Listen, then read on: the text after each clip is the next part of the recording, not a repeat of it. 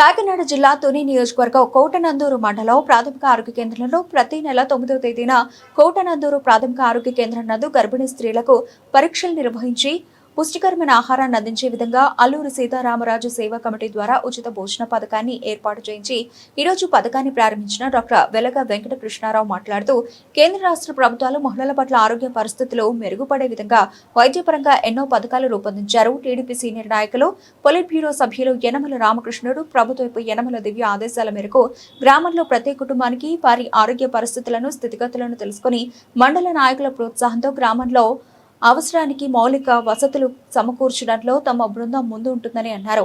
ఈ కార్యక్రమంలో ముస్లిం మైనారిటీ నాయకుడు షేక్ మీరాబాయ్, అంకన్ రెడ్డి వెంకటేష్, నందిక నాని, ఆదినారాయణ, అల్లూరి సీతారామరాజు సేవా కమిటీ సభ్యులు, వైద్య సిబ్బంది పాల్గొన్నారు.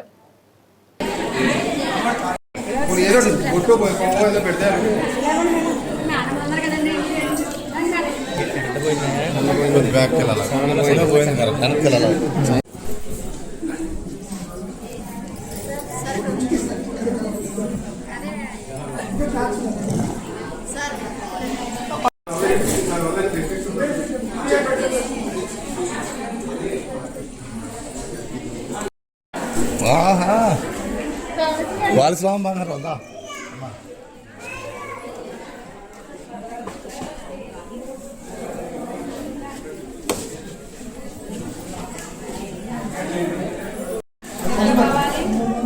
కమలా సిహెచ్ కమలా అంజలి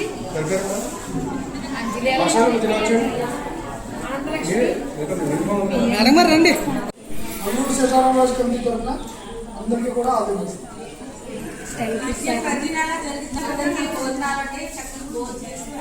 పౌష్టికాహారం తీసుకొని నా నంబర్ సేవ్ చేయలేదు నువ్వు. సరే ఇంకా మరి అసలు కృష్ణారావు గారు నేను ఇన్స్టిట్యూట్ నెంబర్ తీసేది నువ్వు పీరియడ్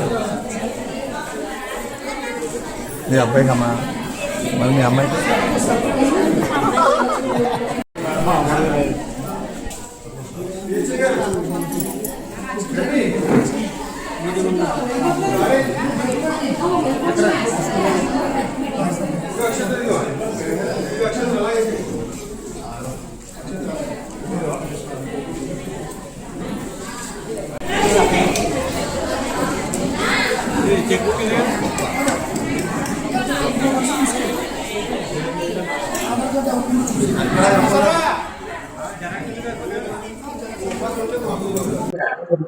అందరికీ నమస్కారం.